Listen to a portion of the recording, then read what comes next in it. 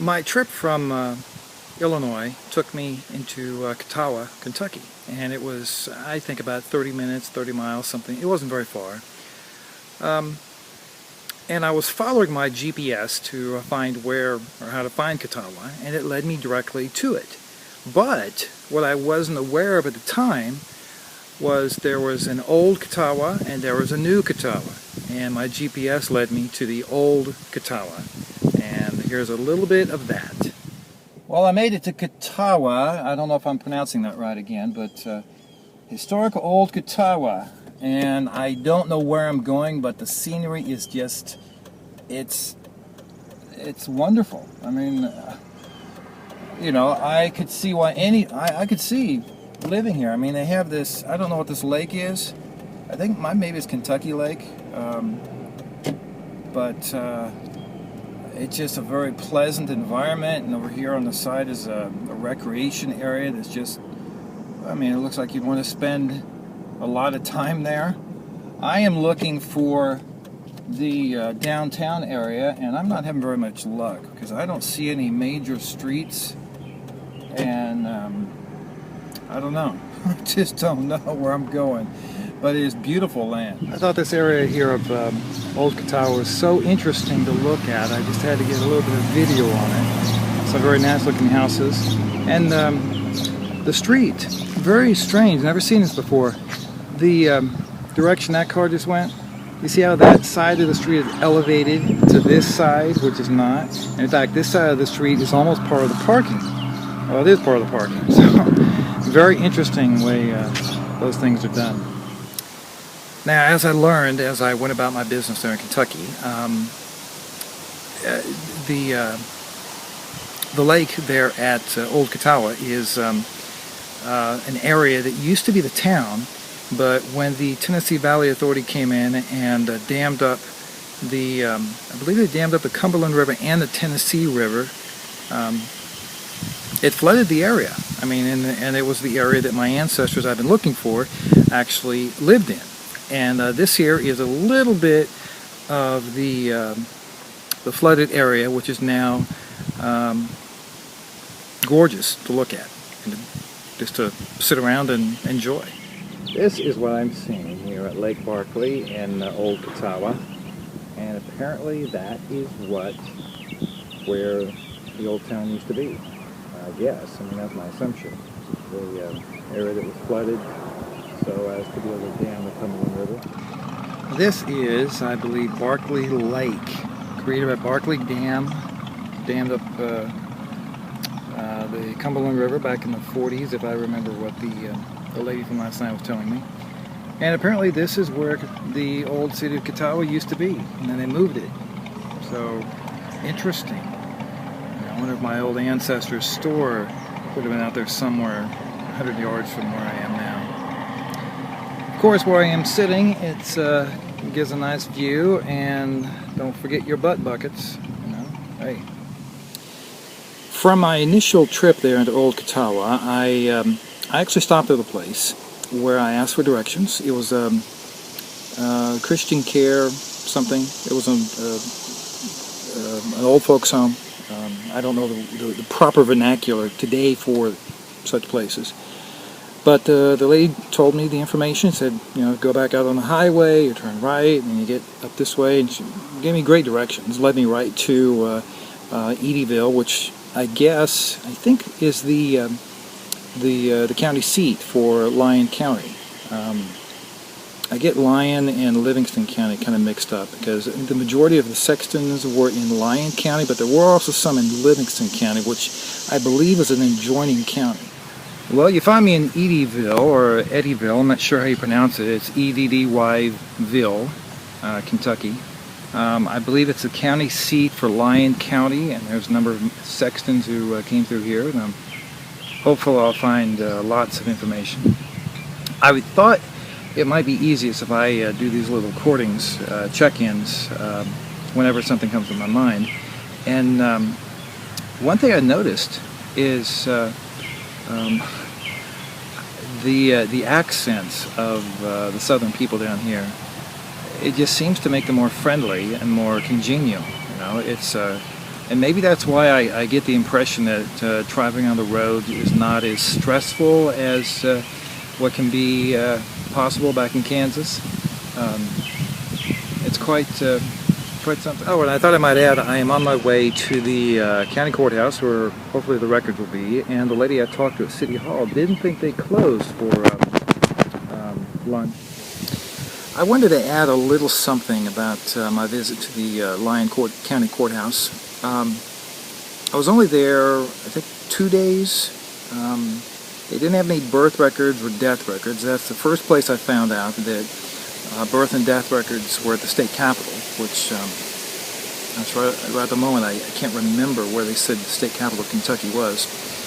But they did have marriage records, and the ladies I interacted with, they were extremely helpful, extremely friendly. In fact, one of the ladies,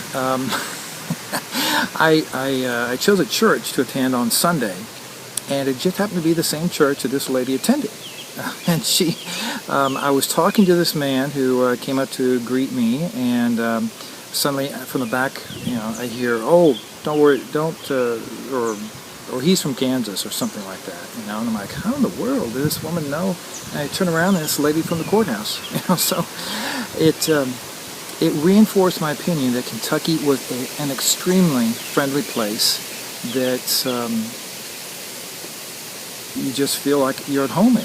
So I guess maybe I would have liked to have seen more records at the courthouse there in Lyon County, because I enjoyed being around these three women so much. They were just so nice. Well, I'm just leaving my first trip to the Lyon County Courthouse right behind me, here in, I guess it's Eddyville, and Kentucky. And very interesting information. Learned a little bit about bonding, marriage bonds. Found, I think, 18 sexton names. And then right across the way from it is the Lyon County Judicial Center. And as the clerk explained things to me, it was where all the court stuff happens. I'm not very well versed on legal stuff, but that's kind of the way I understood it. It's kind of a first for me because I've never seen a courthouse split up into those two entities, but if it works better, it works better, and it looks nice. A few interesting things I found at the Lyon County Courthouse, and one is this note from some parents giving permission for their daughter to marry. The daughter was in her 20s. Here is a marriage bond of an ancestor of mine, D.A. Sexton, and his first name was Dr. Sexton, yes.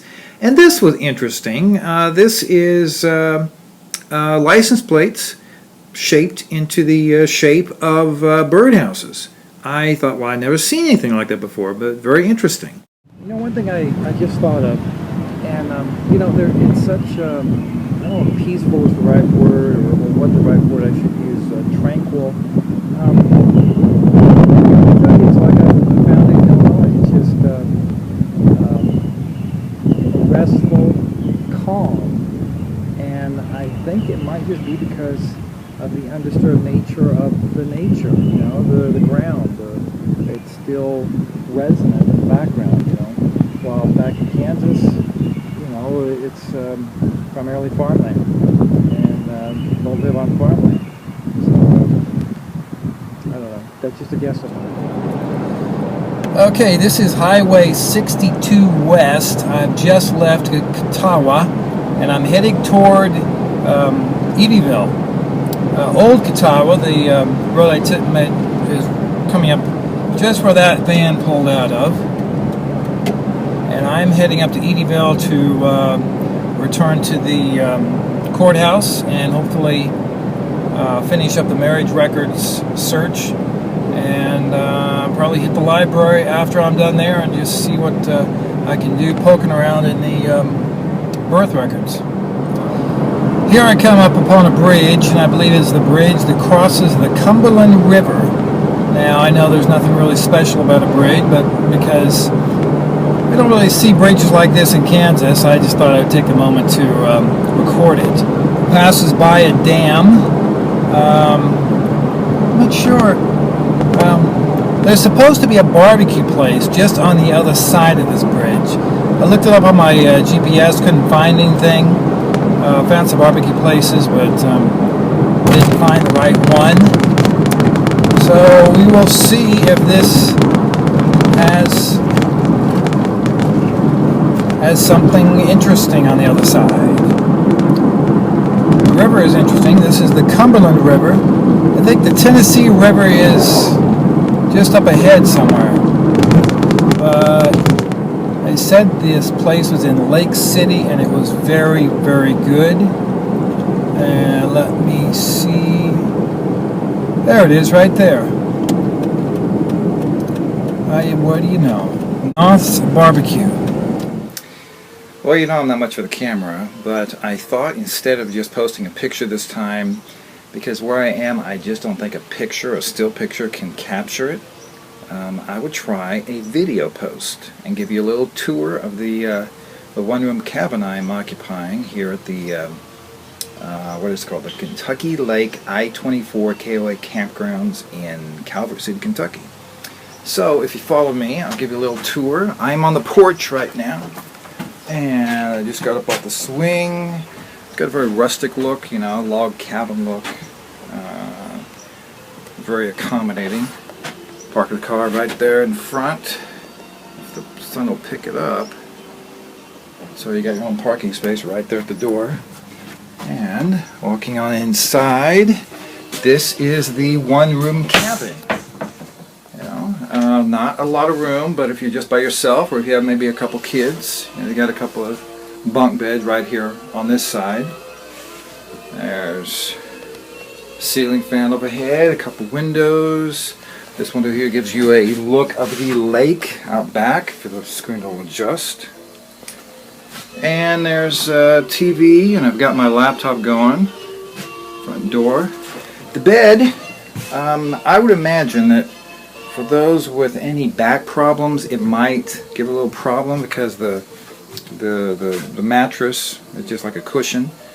For me, I didn't have any problem at all. I mean, I thought that I slept wonderful. In fact, this might be a little bit too comfortable because I should have been out of here several hours ago. It's somewhere around 11 o'clock.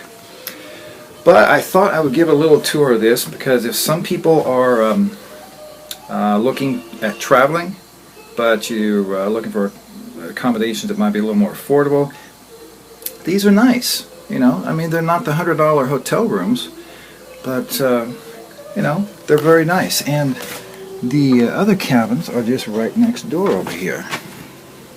So if I can maneuver the camera in this way, got bigger cabins and very accommodating. So that's my little tour of the place I'm staying here in Kentucky.